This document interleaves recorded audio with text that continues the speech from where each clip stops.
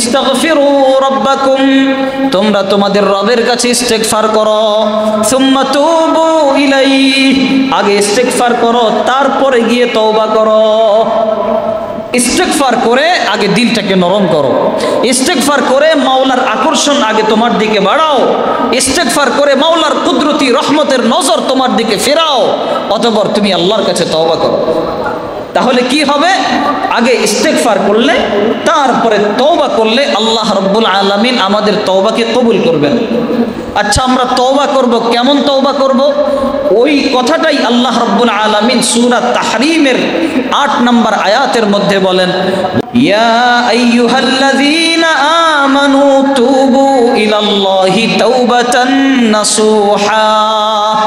আল্লাহ রাব্বুল আলামিন বলেন, ও মুমিনেরা, তোমরা আল্লাহর কাছে তওবা করো, এমন তওবা একেবারে বিশুদ্ধ তওবা, যেই তওবার মধ্যে কোনো ফাঁকি ঝুঁকি নাই, যেই তওবার মধ্যে কোনো ভেজাল নাই, এমন তওবা হবে যেটা একেবারে বিশুদ্ধ, যেটা একেবারে পরিশুদ্ধ। মনের মধ্যে এমন একটা ভাব থাকবে, আল্লাহ আজকে তওবা করছি, জীবনে আর কোনোদিন গুনাহ করব না। আল্লাহ আজকে তওবা করছি, জীবনে আর কোনোদিন গুনার ধারে কাছেও যাব না। আল্লাহ এমন তওবা করলাম, জীবনে যেন আর কোনোদিন আমার আমলনামায় গুনাহ না আসে। একেবারে পাক্কা তওবা করা। এজন্যই আল্লাহ রাব্বুল আলামিন বলেন, ইয়া আইয়ুহাল্লাযীনা আমানু তুবু ইলাল্লাহি তাওবাতান নাসুহা। ও মুমিনেরা, যারা তোমরা ঈমান এনেছো, তোমরা শুনে নাও, আল্লাহর কাছে তওবা করো, একেবারে বিশুদ্ধ তওবা। আল্লাহ আমাদেরকে বিশুদ্ধ তওবা করার তৌফিক দান করেন, বলেন আমিন। রাসূলুল্লাহ সাল্লাল্লাহু আলাইহি ওয়াসাল্লাম বলেন, এক ব্যক্তি যদি তওবা করে আল্লাহ তাআলা কেমন খুশি হন, আল্লাহর খুশির কোনো শেষ নাই। আল্লাহ রসুল বলছেন, একজন ব্যক্তি মরুভূমিতে গেল, মরুভূমিতে যাওয়ার পর ওই ব্যক্তি তার মাল সামানা সহকারে ওটকে হারিয়ে ফেলল, ওট চলে গেল। ওই বান্দা কাঁদতে কাঁদতে পেরেশান, ওই বান্দা হয়রান হয়ে গেল, হায় হায় ওটটা পাচ্ছি না। মরুভূমি এমন একটা অবস্থা, ওই ওটকে বলা হয় সাফিনাতুস সাহরা, মানে মরুভূমির জাহাজ। জাহাজের মাধ্যমে যেমনিভাবে মানুষ এক প্রান্ত থেকে আরেক প্রান্ত চলে যায়, ওই ওটের মাধ্যমেও মানুষ এক প্রান্ত থেকে আরেক প্রান্তে চলে যায়। যখন ওটটা হারিয়ে গেল, ওই মানুষটা পেরেশান হয়ে পড়ল, কাঁদতে কাঁদতে ঘুমিয়ে পড়ল। ঘুম থেকে ওঠার পরে দেখলো তার ওটটা তার সামনেই হাজির। আল্লাহ রসুল সাহাবাই কেরামদেরকে জিজ্ঞেস করেন, আচ্ছা তোমরা বলো তো ওই লোকটা কেমন খুশি হবে? সাহাবাই কেরাম রাদিয়াল্লাহু আনহুম বললেন, ইয়া রাসূল আল্লাহ, ওই লোকটা অনেক বেশি খুশি হবে। সাথে সাথে আমার রসুল বলেন, তাহলে শুনে নাও, কোন গুনাহগার বান্দা যদি তওবা করে আল্লাহ রাব্বুল আলামিনের কাছে ফিরে আসে, ওই ব্যক্তি মরুভূমিতে ওট হারানোর পরে, ওট পাওয়ার পরে যেই পরিমাণ খুশি হয়, আমার আল্লাহ যখন দেখে কোন গুনাহগার বান্দা গুনাহের থেকে ফিরে এসে আল্লাহর দরবারে হাজিরা দিয়েছে, তওবা করেছে, আমার আল্লাহ তার চাইতে বেশি খুশি হয়ে যায়। সুবহানাল্লাহ। وَتُوبُوا إِلَى اللَّهِ جَمِيعًا أَيُّهَا الْمُؤْمِنُونَ لَعَلَّكُمْ تُفْلِحُونَ। এই জন্যই আল্লাহ রাব্বুল আলামিন বলেন, হে মুমিনেরা, তোমরা সবাই মিলে আমার কাছে তওবা করো। যদি তোমরা সবাই মিলে আমার কাছে তওবা করো, লাআল্লাকুম তুফলিহুন, তোমরা সবাই সফল কাম হয়ে যাবে। এজন্য রসুল বারবার বারবার বান্দাদেরকে তওবার কথা বলছেন, বান্দাদেরকে বারবার ইস্তেগফারের কথা বলছেন। হাদিসের পাতায় পাতায় তওবার কথা, ইস্তেগফারের কথা, গুনাহের থেকে আল্লাহ রাব্বুল আলামিনের কাছে ক্ষমা পাওয়ার কথা। এরপরে দেখেন রাসূলুল্লাহ সাল্লাল্লাহু আলাইহি ওয়াসাল্লাম কি বলেন, মান তাবা ক্বাবলা আন তাতলুআ আশ-শামসু মিন মাগরিবিহা তাবাল্লাহু আলাইহি। যেই বান্দা সূর্য পশ্চিম দিকে যেদিন উদিত হবে, ওই দিনের আগে আগে যে বান্দা তওবা করবে, আল্লাহ রাব্বুল আলামিন ওই বান্দার তওবাকে কবুল করে নেবেন। সূর্য কবে পশ্চিম দিকে উদিত হবে? যেদিন কিয়ামত কায়েম হবে। কিয়ামতের আগে মানুষের অবস্থা এমন হবে, কোনো মুমিন আর তখন বেঁচে থাকবে না। মুমিনদেরকে আল্লাহ তাআলা হতে পারে এই বগলের নিচে একটা ফোড়া দিবে, ফোড়া, ওই বিস্ফোড়ার ব্যথায় মুমিনরা মারা যাবে। অথবা জান্নাতি একটা হাওয়া বহায় দিবে, ওই হাওয়াটা যার যার নাকের মধ্যে লাগবে, যারা যারা মুমিন হবে তারা ইন্তেকাল করবে। একটা পর্যায়ে এমন হয়ে যাবে দুনিয়াতে আর কোনো মুমিন বেঁচে থাকবে না। পৃথিবীতে কোনো মুমিনের উপর কিয়ামত কায়েম হবে না, কিয়ামত কায়েম হবে কাফেরের উপর। আল্লাহ রাব্বুল আলামিন বলেন, আল্লাহ ততক্ষণ পর্যন্ত এই দুনিয়াকে ধ্বংস করবে না যতক্ষণ পর্যন্ত এই দুনিয়ার মধ্যে আল্লাহ আল্লাহ আল্লাহ আল্লাহ বলনেওয়ালা লোক থাকবে। যদি এই দুনিয়াতে আল্লাহ আল্লাহ বলনেওয়ালা লোক না থাকে, আল্লাহ এক মুহূর্তের জন্য দুনিয়াকে রাখবে না। क्यों न हो रोज़े अज़ल से हो चुकी तक़सीमुकार, क्यों न हो रोज़े अज़ल से हो चुकी तक़सीमुकार, मैं हो माली के लिए और कुल जहाँ मेरे लिए, मैं हो माली के लिए और कुल जहाँ मेरे लिए। আল্লাহ রাব্বুল আলামিন আমাকে আপনাকে সৃষ্টি করেছেন কার ইবাদতের জন্য? জবান খুলে বলেন কার? আল্লাহ রাব্বুল আলামিন আমাকে আপনাকে একমাত্র আল্লাহর ইবাদতের জন্য সৃষ্টি করেছেন। আর যেদিন থেকে মানুষ ওই আল্লাহ নাম ভুলে যাবে, যেদিন থেকে মানুষ আল্লাহ বলা ভুলে যাবে, সেদিন আল্লাহ এই পৃথিবীকে আর রাখবেন না, এই পৃথিবীকে আল্লাহ তাআলা ধ্বংস করে দিবেন। আল্লাহ বলেন, ওয়ামা খালাকতুল জিন্না ওয়াল ইনসা ইল্লা লিয়াবুদুন, আমি জিন জাতি এবং মানব জাতিকে সৃষ্টি করেছি একমাত্র আমার ইবাদতের জন্য। যেদিন মানুষ আল্লাহর ইবাদত ভুলে যাবে, যেদিন মানুষ আল্লাহ ডাক ভুলে যাবে, আল্লাহ বলবে যাও যাও যাও, আমি এই দুনিয়াকেও শেষ করে দিব। আজকে দুনিয়াতে কেন বেঁচে আছি জানেন?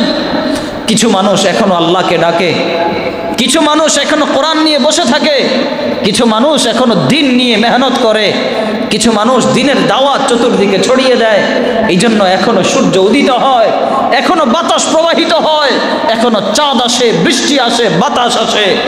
আর অন্যথায় যদি এই মানুষগুলো না থাকতো, আল্লাহ বলেন এই দুনিয়া আমার কাছে একটা মশার পাখার যেই দাম, আমার কাছে এই দুনিয়ার ওই সামান্যতম দামও নেই। আমি বহুত আগেই দুনিয়াকে শেষ করে দিতাম, ধ্বংস করে দিতাম, কিন্তু এই কোরআন ওয়ালাদের উসিলায়, দিন ওয়ালাদের উসিলায় আমি একমাত্র এই দিনকে টিকিয়ে রেখেছি। এখনো সূর্যকে আগের মতো উদিত করি, এখনো চাঁদকে উদিত করি, এখনো মানুষের দ্বারে দ্বারে মানুষের খাবার পৌঁছে দেই। যদি মানুষ আল্লাহর নাম ভুলে যায়, যদি মানুষ আল্লাহকে ডাকতে ভুলে যায়, তাহলে আল্লাহ এই দুনিয়াতে রাখবেন না, দুনিয়াকে চূর্ণ বিচূর্ণ করে দিবেন। কিয়ামত যখন কায়েম হবে, প্রত্যেকটা মানুষের অবস্থা এমন হবে, যেই মা গর্ভবতী থাকবে তার পেট থেকে এইভাবে এমনভাবে ধাক্কা খাবে, তার পেটের সন্তান পেট ফেটে পর্যন্ত ছিটকে পড়ে যাবে। ইসরাফিল আলাইহিস সালাতু ওয়াস সালাম যখন সিংহায় ফুঁক দিবেন, পাহাড়গুলো তুলার মতো উঠতে থাকবে, তুলার মতো। বড় বড় বিল্ডিংগুলো তুলার মতো উঠতে থাকবে, পৃথিবীর প্রত্যেকটা জিনিসে হালচাল মেচে যাবে। বিশাল অট্টালিকা, বিশাল দেয়াল, বিশাল দালান কোঠা কিছুই থাকবে না, সব চূর্ণ বিচূর্ণ হয়ে যাবে। মায়ের পেটের সন্তান পেট ছিঁড়ে ছিটকে বের হয়ে পড়ে যাবে। কিয়ামতের ভয়াবহতা যদি আলোচনা করি, কিয়ামতের ভয়াবহতা সম্পর্কে যদি আমরা জানি, দেখবেন শরীরের মধ্যে কম্পন শুরু হয়ে যাবে, শরীরের মধ্যে ভয় ধরে যাবে। আমরা দোয়া করি, আল্লাহ আমাদের উপর আপনি কিয়ামত কায়েম করেন না, বলেন না আমিন। কারণ ওই ভয়াবহতা দেখার মতো সাধ্যও আমাদের নাই, ওই ভয়াবহতা সহ্য করার মতো ক্ষমতাও আমাদের নাই। আল্লাহ তাআলা যেন আমাদের সবাইকে মাফ করে দেন, বলেন আমিন। এরপরে দেখেন আল্লাহ রাব্বুল আলামিন বলছেন, বান্দা ওই কিয়ামত কায়েম হওয়ার আগ পর্যন্ত যদি তুমি তওবা করো, যেদিন পশ্চিম দিক থেকে সূর্য উদিত হবে সেদিনের আগে আগে যদি তুমি তওবা করো, তারপরেও তোমার তওবার দরজা খোলা আছে। রাসূলুল্লাহ সাল্লাল্লাহু আলাইহি ওয়াসাল্লাম মুমিনদেরকে সতর্ক করে বলেন, তিরমিজি শরীফের 3537 নম্বর হাদিস, ইন্নাল্লাহা ইয়াকবালু তাওবাতা মা লাম ইউগারগির। আল্লাহ রাব্বুল আলামিন ততক্ষণ পর্যন্ত মানুষের তওবা কবুল করেন যতক্ষণ পর্যন্ত মানুষ গরগর গরগর শব্দ না করে। যেই মানুষের সামনে মৃত্যু চলে আসে আর মানুষের গরগর এমন একটা শব্দ আওয়াজ শুরু হয়ে গেছে, দম একেবারে কণ্ঠনালীতে চলে এসেছে, ওই কণ্ঠনালীতে আসার পরে মানুষ যদি তওবা করে ওই তওবা আল্লাহ কবুল করবেন না, ওই তওবা কবুল হবে না। এই জন্য মুরব্বীরা বলেন, মুতু ক্বাবলা আন তামুতু, মৃত্যুবরণ করার আগেই মরে যাও।